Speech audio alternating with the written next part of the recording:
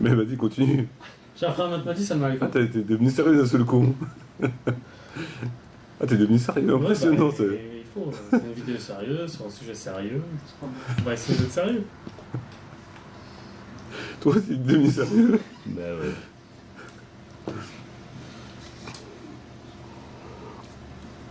On t'écoute, mon frère. Bah, je t'ai dit, ça m'arrive. Ah, comme ça, là, j'avais pas entendu. Tu vas bien? Donc, on va faire une vidéo sur Marine Le Pen. Enfin, sur ce qu'elle a dit. Donc, elle aurait dit que. Elle aurait dit, c'est pas sûr.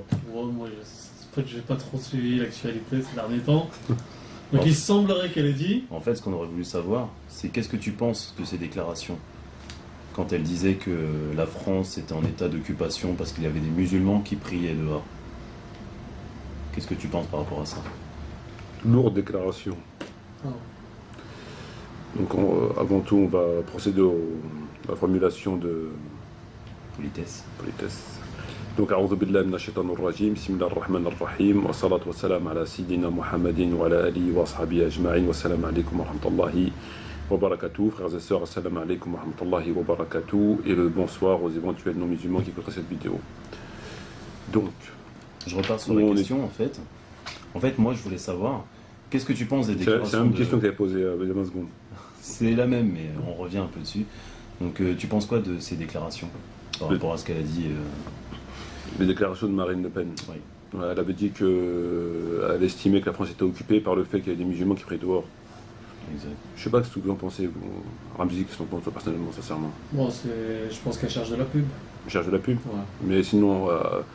Après, si on parle du sujet en lui-même, c'est autre chose. Mais par rapport à. Je pense qu'elle a fait de la pub. Maintenant, c'est vrai que les musulmans qui prient dans la rue. En fait, elle a fait de la provoque pour avoir une espèce d'audimat, quoi. Du buzz.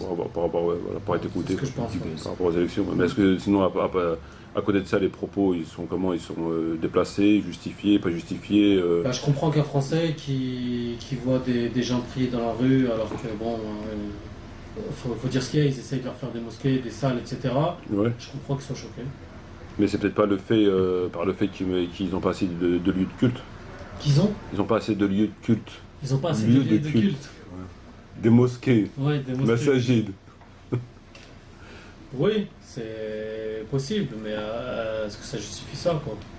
Ça justifie quoi? Parce qu'ils peuvent pas aller plus loin. Plus loin où? Dans le jardin? Là où il y a de la place. Dans le jardin? Non, dans les lieux de culte où il y a de la place. Et toi, Mohamed, qu'est-ce que tu en penses? Bon, moi, je suis d'accord avec ce qu'a dit Ramzi, en fait. A fait sa pub. Mais si on rentre dans le vif du sujet, en fait. Je savais pas qu'il était aussi intelligent. Je sais pas. Il m'impressionne. Parce que c'est qu'un petit détail, ça, en fait. Pour moi. C'est un détail? Que les musulmans fassent après. Non, mais qu'est-ce que tu penses de ces propos? De ces propos? Oui, à côté de la pub, vous parlez que de pub. Comme si il y avait que la pub, mais il y a aussi des propos qui ont été dits. Non, ils m'ont pas choqué, personnellement. Non, ils t'ont pas choqué? Non? Et toi, David? Bon, moi je trouve pas que c'est déplacé. Maintenant, qu'elle le dise comme ça à la télé, c'est vrai que ça choque beaucoup de monde. Mais non, mais dans le fond, admettons, elle aurait pas dit à la télé, elle aurait dit juste à la radio. S'en fout d'où elle. Bah, je sais pas, si elle le dit à la télé. Ce que je veux dire par là, c'est que ça choque beaucoup de monde ce qu'elle a dit. D'accord, ça choque. Mais elle a dit tout haut ce que beaucoup de monde pensait tout bas. Ouais. Le fait de les voir prier dans la rue, c'est vrai que ça choque. Mais c'est pas un problème de manque de lieu de culte? Moi je pense mosquée, pas. non? Je pense pas. C'est histoire de se faire remarquer. Ah, ils prient dehors pour se remarquer? C'est là que j'en ai entendu des trucs, mais c'est là franchement je l'avais pas entendu celle-là.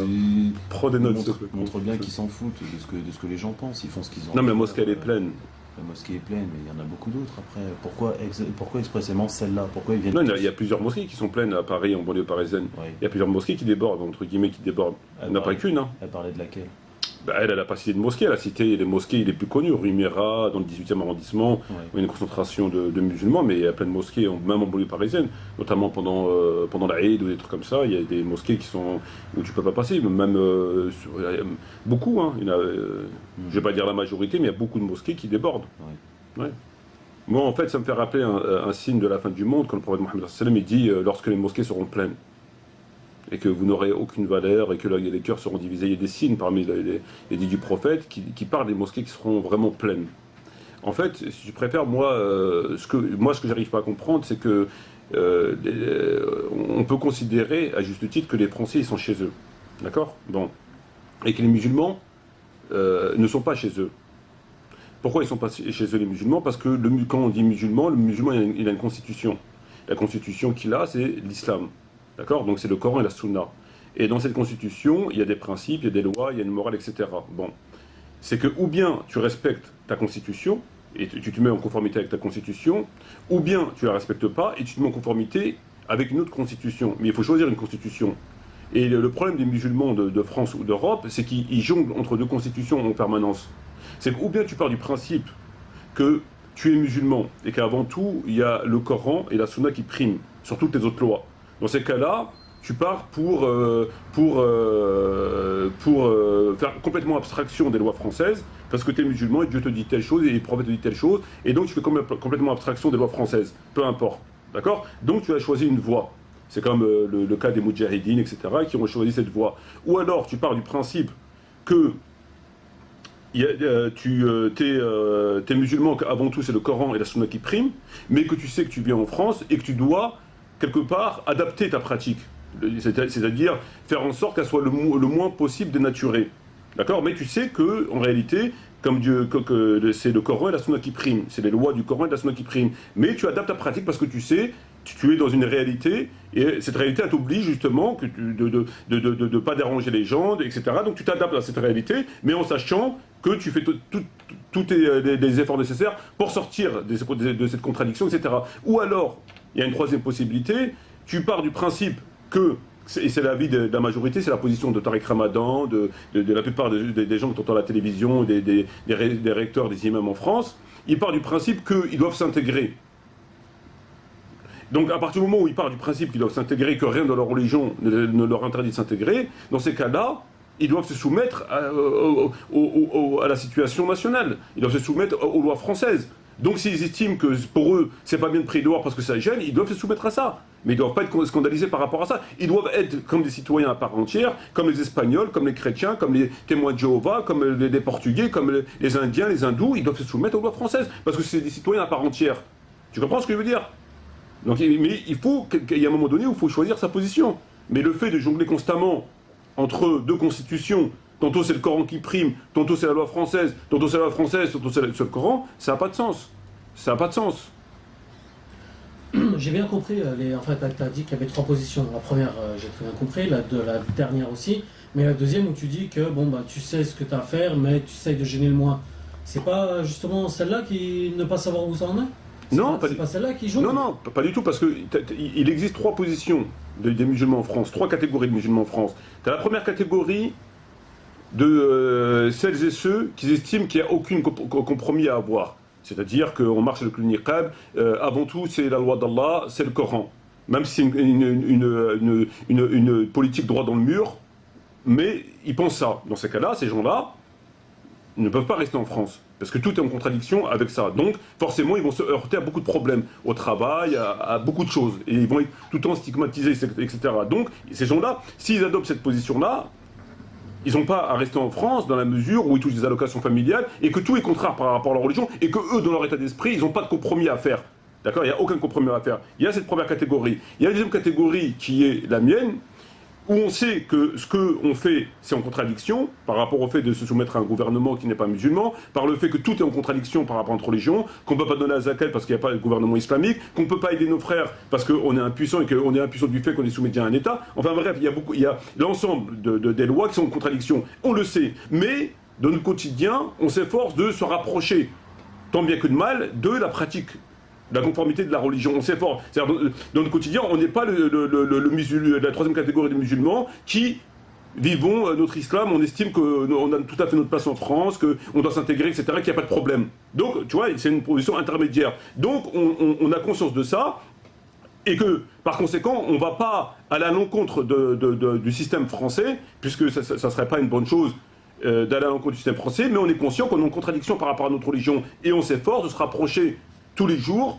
de la religion. Et la troisième catégorie, comme j'ai cité, ben c'est la catégorie des Tariq Ramadan et de tous ces gens-là qui disent que tu peux vivre, rien ne contredit le fait qu'un musulman peut vivre en France, etc., etc. Et donc un bon musulman, c'est un bon citoyen, etc., etc. Et donc à partir de là, à partir de ce principe-là, tu te soumets comme tout le monde. Tu te soumets comme n'importe quel Français au système français. Et quand ils te disent d'enlever ton hijab, tu l'enlèves. Quand ils te disent de ne pas prier dans la rue, tu arrêtes de prier dans la rue parce que tu as estimé que tu dois te soumettre et t'intégrer et correct dans ta religion, etc. Donc, tu dois être un citoyen comme tous les autres citoyens. Tu comprends ce que je veux dire? Mais tu dois pas jongler. C'est pas un jour tu adoptes la position de la personne, entre guillemets, extrémiste, qui pense qu'elle n'a pas sa place en France, qu'elle doit aller, qu'elle doit combattre complètement, etc. Elle n'a aucune concession à faire. Et ensuite, le lendemain, eh ben, tu fais une concession. Tu comprends? Ça n'a pas de sens. Il faut adopter une position. Et le problème aujourd'hui avec eux, c'est qu'ils n'ont pas une position claire. On ne sait pas. Tantôt, ils sont. C'est les fameux discours de ceux qui interviennent à la télévision, de Tariq Ramadan, de ces gens-là. Ils ont un discours où tu dois t'intégrer, etc., etc. Et après, ils se plaignent que, par exemple, la viande, elle n'est pas halal, qu'il n'y a pas assez de contrôle, qu'il n'y a pas assez de mosquées, que ceci, que cela. Mais justement, ça fait partie du système français. À partir du moment où tu te reconnais dans ce système-là, que tu sais que tu dois t'intégrer, il ne faut pas demain te plaindre qu'il y a des choses dans ta religion que tu ne vas pas pratiquer. Parce que tu ne peux pas faire un État dans un État. Il faut choisir ta constitution. Donc, en choisissant ta constitution, tu choisis ta pratique. C'est tout. Mais tu peux pas. C'est un double langage. C'est d'un côté, ils vont te dire tu dois t'intégrer et être comme un citoyen à part entière. Donc vraiment, il n'y a aucun problème. Un bon musulman, c'est un bon citoyen, etc. Donc ils vont te dire ça. Et de l'autre côté, ils vont faire mine d'être étonnés parce qu'ils ne peuvent pas pratiquer correctement la religion. Alors qu'il est bien évident que le fait que tu te soumettes à un État qui a sa propre constitution, qui est à l'opposé de celle de l'islam, par ce fait-là, il est bien évident que tu ne pourras jamais pratiquer correctement ta religion. Est-ce que tu pratiques la zakat? Tu ne donnes pas la zakat. Pour donner la zakat, c'est bien une obligation. Et tu dois la donner au gouvernement. Ceux qui te disent que tu peux la donner de main en main, c'est des menteurs ou des ignorants. On sait qu'Abou Bakr, il a combattu les gens, etc. On a la preuve sur ça. Est-ce que tu peux aider tes frères en Palestine? Tu ne peux pas les aider. Comment tu vas aider militairement tes frères en Palestine alors que tu es un citoyen français et que le gouvernement français ne partage pas ton point de vue par rapport à la Palestine? D'accord? Donc tu ne pourras pas l'aider. Est-ce que tu peux faire le reste de tes devoirs au niveau de la loi pénale? Aucune loi pénale n'est appliquée dans l'islam. Les lois civiles, aucune loi civile n'est appliquée dans l'islam. La loi commerciale, elle n'est pas appliquée. Donc tout ça, ils font bien abstraction de toutes ces lois-là. Donc s'ils ils acceptent de faire abstraction de tout cela, c'est qu'ils en sont là où ils en sont aujourd'hui. Donc ils pratiquent, pour ainsi dire, rien de leur religion. C'est comme le problème des mosquées. À partir du moment où tu construis une mosquée sur un territoire qui est français, un territoire où il y a une constitution français, portugais, espagnol, peu importe. Tu viens faire une mosquée. Tu viens chez eux et tu fais ta mosquée. À partir du moment où tu fais ta mosquée, il est bien évident que tu acceptes tacitement d'être soumis au gouvernement qui gère cet espace. Donc, tu ne pourras plus pratiquer ta religion correctement, puisque tu dois d'abord, c'est la loi de l'État qui abrite cette mosquée-là, qui va primer. Donc si Dieu te dit par exemple que tu dois... les prêches du prophète et les prêches d'aujourd'hui, ça n'a rien à voir. Donc si tu dois aider la Palestine, eh ben, tu ne pourras pas parler de la Palestine, parce que la politique c'est interdit dans tous les lieux de culte. Donc tu vas d'abord faire primer la loi française sur la loi du Coran, etc. etc. Donc ça va de soi. À partir du moment où tu vas sur un territoire qui a déjà sa propre constitution, il est bien évident que ta constitution à toi n'existe plus. C'est important. Voilà. Et eux, le problème qui se passe avec eux, c'est qu'ils jonglent. Ils veulent manger halal, mais ils vivent dans le haram. Ça n'a pas de sens. Ça n'a pas de sens. Même si on peut considérer qu'on est toujours tenté de mettre le doigt sur ces choses-là. C'est vrai. Mais qu'est-ce qu'ils font de tout le reste? Donc, c'est pour ça, lorsqu'elle a dit ça, elle est quand même en droit, en étant sur le territoire national français, de gérer leur système comme ils le souhaitent. Et toi, si tu es musulman, tu dois l'accepter. Parce que tu dis, rien de ma religion, donc tu dois être comme tous les citoyens. Tu dois être un exemple de bon citoyen, comme ils le disent. Un bon musulman est un bon citoyen. Donc, tu dois te soumettre comme étant un bon citoyen et donner l'exemple en te soumettant à leur système. Et on n'en est pas en rouspétant. Donc ils rouspètent quand ça les arrange, et sur les autres choses, ils ne rouspètent pas. C'est quoi cette religion? Ça n'a pas de sens. Ouais. On a rajouté. Plus rien à dire. Mais on peut qualifier ça d'apostasie? C'est bien évident. Quand tu vois l'exemple d'Abou Bakr, qui a combattu des gens après la mort du prophète que pour la zakat, c'est des gens qui avaient fait la shahada, c'est des gens qui priaient. et que le fait qu'il ne donnait pas la zakat au gouvernement central, donc le gouvernement d'Abou Bakr, il les a combattus. Il a envoyé 11 détachements, il a commencé à les massacrer jusqu'à ce qu'il la ramène au respect de la loi, comme ils l'ont fait à l'époque du prophète, c'est-à-dire ils ont envoyé des percepteurs, et les gens donnaient la zakat. C'est un impôt d'État, la zakat. D'accord ? Kilomètres en plus. Ouais, dans la péninsule arabique, la zakat c'est un impôt d'État. Donc ils donnaient aux percepteurs. Quand tu compares notre situation à nous et la situation de eux, on est carrément à l'opposé. Combien de dit du prophète, il dit je désavoue tous les musulmans vivant chez les non-musulmans, etc. Ne prenez pas le Coran sur un territoire ennemi, etc., etc. Donc tu vois bien que la pratique des musulmans vivant en France ou en Europe, c'est quoi ? Prière différée. Il y a quoi comme pratique ? Est-ce qu'ils pratiquent toutes les lois pénales ? Non, ok. Non. Est-ce qu'ils pratiquent les lois commerciales ? Non. Est-ce qu'ils pratiquent les lois civiles ? Non. Est-ce qu'ils la moralité ? Ils peuvent pas. Ils peuvent pas. On est d'accord. Donc ils pratiquent quoi en fait de la religion ? La shahada, le fait de faire la shahada, de reconnaître qu'il n'y a qu'une seule divinité, donc le pouvoir de légiférer, ne reconnaître qu'à Dieu le pouvoir de légiférer et à plus forte raison ne pas se soumettre à des lois qui vont en contradiction de... C'est pas respecter même la shahada elle-même qui veut dire telle chose, elle n'est pas respectée. La prière, ils sont obligés de se cacher ou ils sont obligés de demander l'autorisation pour prier. Ou alors ils sont obligés de prier dehors et donc attirer l'attention des gens qui vont les voir comme étant des gens qui viennent faire le trouble public chez eux. Donc il y a quoi comme pratique ? La pratique des musulmans, d'un musulman qui vit dans une constitution autre que celle de l'islam, qu'est-ce qu'il fait ? Il n'y a rien. Il parle de la Palestine, il y en a beaucoup qui sont sincères, bien sûr. Il n'y a que Dieu qui peut juger les cœurs. Mais on s'émeut du problème palestinien et de nos frères qui sont massacrés en Palestine ou en Afghanistan, mais de l'autre côté, ils se soumettent à un pouvoir qui n'est pas musulman. C'est une contradiction. À partir du moment où tu te soumets à un pouvoir qui n'est pas musulman, et donc tu lui remets ton statut, tu lui remets ton être, en fait, tu vois, il est bien évident que par là, tu ne pourras jamais venir aider tes frères en Palestine, parce que ça sous-entend que tu es démuni de forces militaires, etc., etc. Donc, c'est une contradiction. C'est ou bien tu es concerné par le problème palestinien, et tu fais un travail pour justement venir secourir tes frères en Palestine et ailleurs, et ce travail il passe aussi par une aide économique, militaire, etc., d'un système qui est le tien, ou bien tu te soumets à un système, et dans ces cas-là, il faut arrêter de verser des larmes de crocodile sur les Palestiniens, sur la cause palestinienne, dans la mesure où que le fait de t'avoir soumis à un gouvernement, bah, ça t'a rendu à l'impuissance dont tu es aujourd'hui. Donc tu ne pourras jamais aider tes frères, c'est bien évident. C'est pas l'ONU qui va aider la Palestine, c'est pas la France demain qui va... Tu comprends ? Il y a une contradiction. Il y a une contradiction. Donc l'impuissance que vivent aujourd'hui les musulmans, l'impuissance, elle vient de quoi ? Elle vient d'eux-mêmes. L'impuissance, elle vient d'eux-mêmes. Et qui les maintient dans cet état d'impuissance ? Les dirigeants. Les dirigeants. On est bien d'accord, c'est les dirigeants qui les maintiennent dans cet état d'impuissance par des sermons qui sont carrément déconnectés de la réalité, par des soi-disant conférenciers, leaders, etc., qui, eux, les ramènent sur des sujets qui sont secondaires, voire pires que secondaires, et par conséquent, ça les laisse dans une situation d'impuissance dans laquelle ils sont à l'heure d'aujourd'hui. Ça va de soi. Voilà. Ok.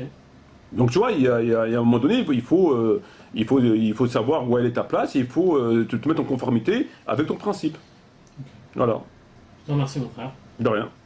Merci. De rien. Voilà, tout à fait. Bon, ben merci beaucoup. Shukran jazilan wa salam alaikum wa rahmatullahi wa barakatuh, à la prochaine.